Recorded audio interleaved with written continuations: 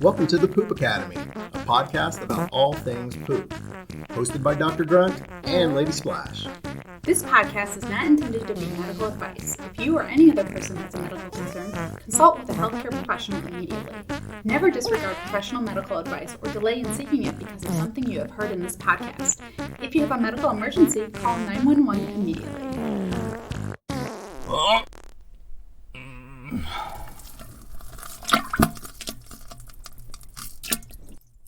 Cheerio, nincompoops. Lady Splash here with Dr. Grunt. Thanks for joining us for episode 7 of the Poop Academy. In this episode, we're taking a historical trip across the pond to learn about royal butt wipers. So, put on the kettle, slide down those knickers, and push out some bangers and mash. Let's begin, shall we?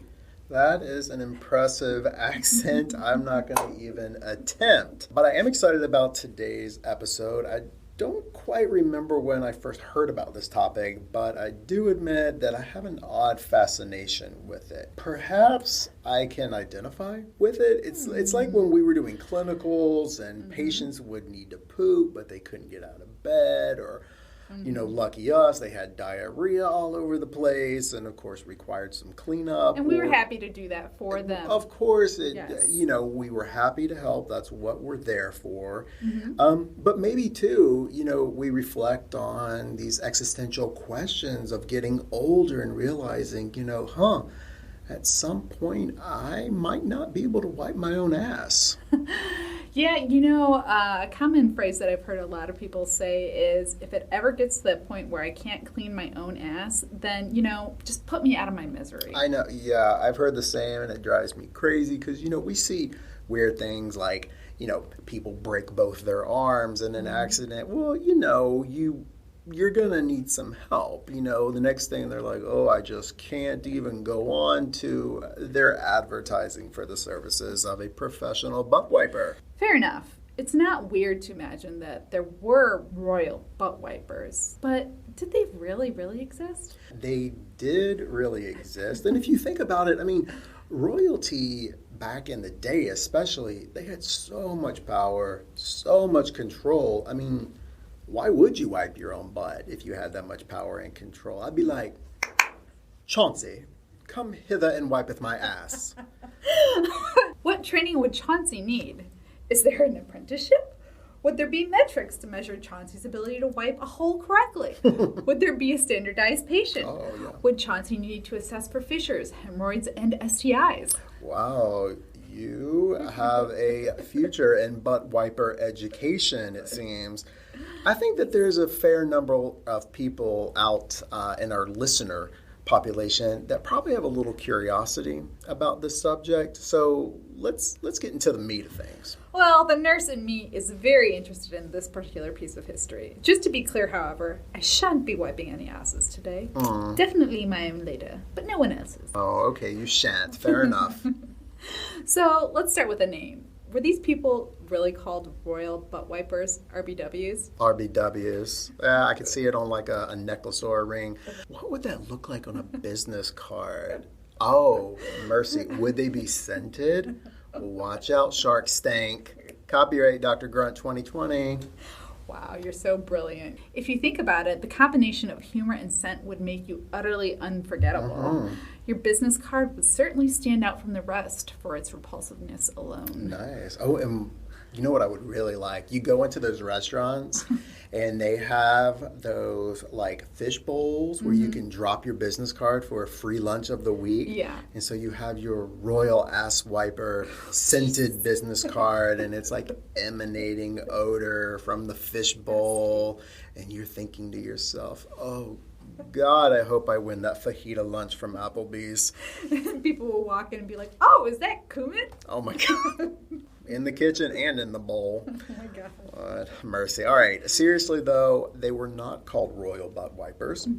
They actually had rather elegant names. They were the groom of the king's close stool. Wow. Like stool as in crap? Like feces? Yeah, exactly like that. But actually, the stool wasn't referring to poop. It was actually referring to the toilet. what did these guys do? Please tell me they were men that did this. They were men. In fact, most of our historical knowledge is about the grooms. But if you think about it, the queens really didn't want, the men back there digging around and helping them take care of their most private business. So they had grooms of the stool, but for the queens, they had lady of the bedchamber.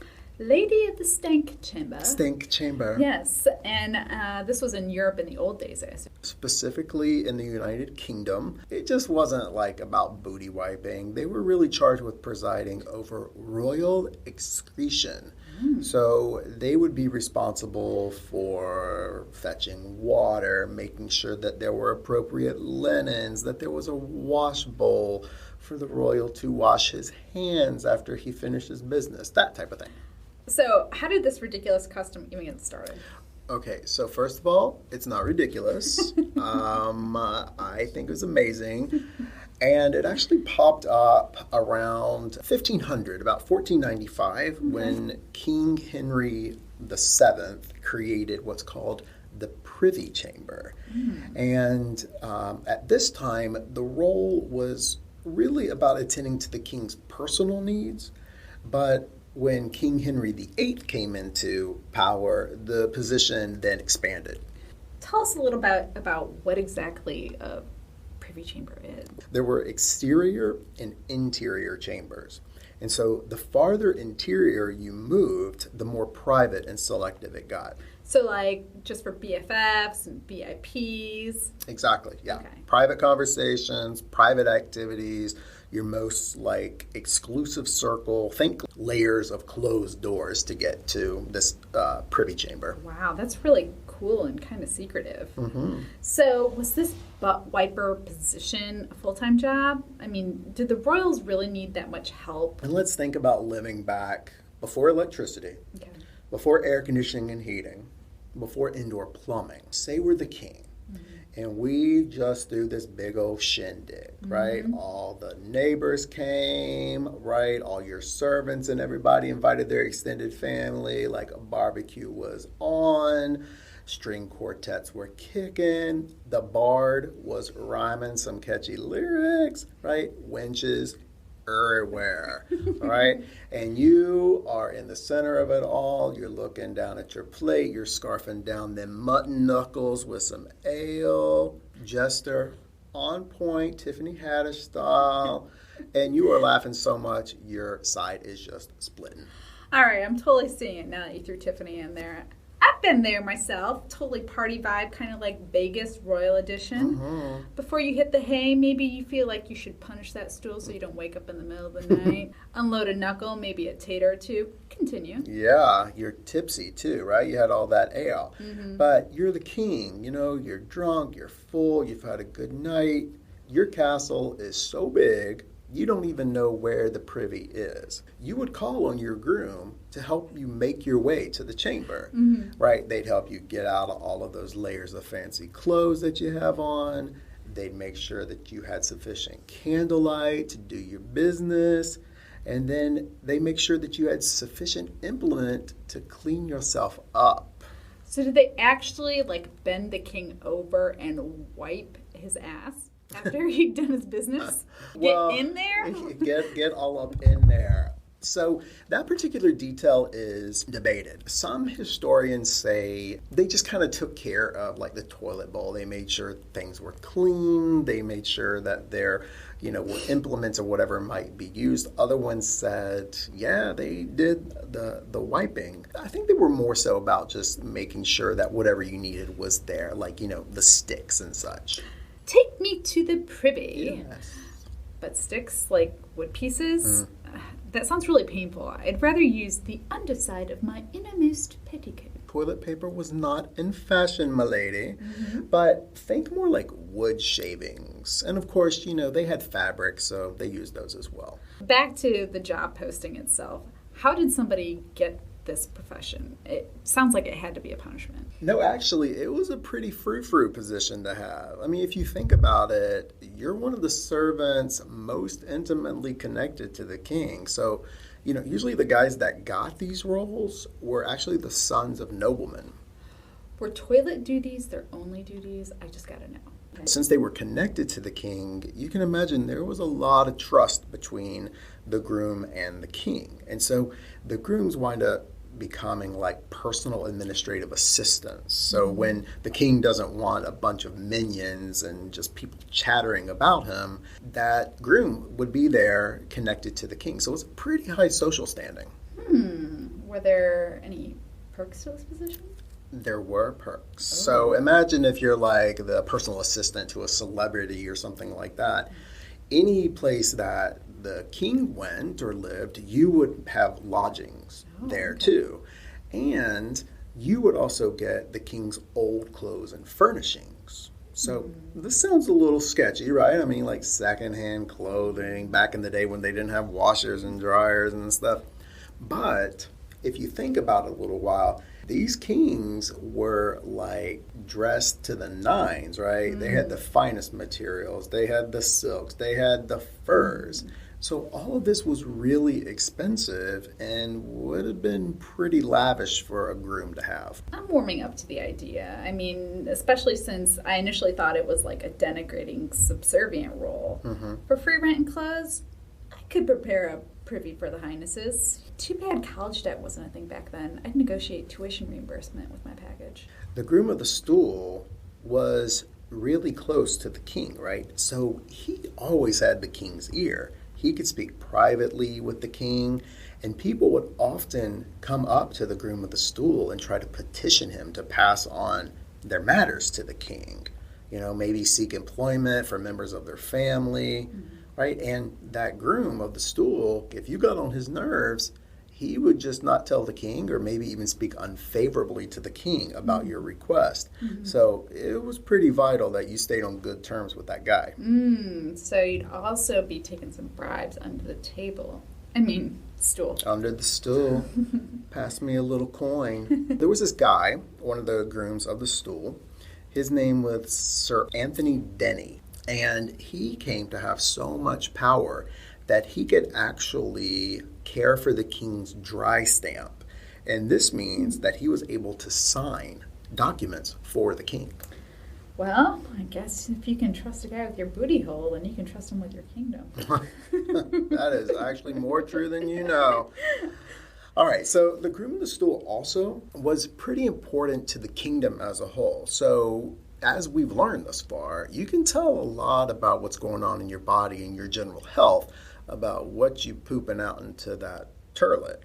So that groom of the stool was also charged with liaising with doctors and letting them know if the king didn't appear to be in good health. I mean, this was all about running the country with efficiency. He was an OG poop stalker? What? Do these positions still exist? Sadly, no, they do not exist. So they actually, over time, became more ceremonial in the early 1700s. The very last person to hold the title was a man named James Hamilton, and he was the second Duke of Abercorn. And he served Edward, and when Edward came to the throne, he wound up abolishing the position. So the number 2 Dookie of Abercorn. Yep, corn. That is such a perfect name. Yeah, I'm sure that there was no teasing at all. Yeah. He had the title of Lord of the Bedchamber. I wonder if these guys could get pretty chummy with the king and tease him about his royal turd. What do you think? You know, that's a good question. I didn't think about that one before. Can you imagine, like, the king lets go like a really big one, and he's like, oh, my lord, that one will surely melt the tapestries. Or did they have to compliment the king about his poops? Sir, that turd is perfectly formed, sir. That one looks like your pet rabbit. Shall we have it bronzed? Oh my god, bronzed. Wow, what if they found one of those hidden in a castle vault one day? Yeah, but you know, they're probably in their heads thinking like, ooh, that mutton knuckle must have gone bad. I'm about to pass out. It certainly seems like one of these positions your king would want to treat kindly also. I mean, if somebody's back there doing you a favor, you certainly don't want to piss them off or give them any reason to do a half-assed, no pun intended, job. Yeah, I'm thinking like spit shine, squeegee, squeaky clean. Yeah, a human bidet. Oh my God. I wonder if they were like actually like spitting water on it. Oh my God. Or blow drying it clean. Yeah, that's not a cute image. All right, what's episode number 8 of the Poop Academy going to cover? We are going to cover what's holding up traffic, or Constipation 101. Oh, story of my life. I'm going to bring some gloves and some suppositories. Join us next time, nincompoops. Remember, wipe from front to back and wash your hands. Or hire a butt wiper. Smell you later.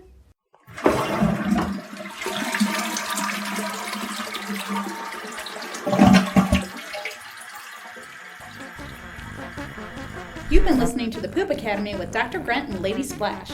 Subscribe to our podcast to become a nincompoop and share the joy of learning about poop with your friends.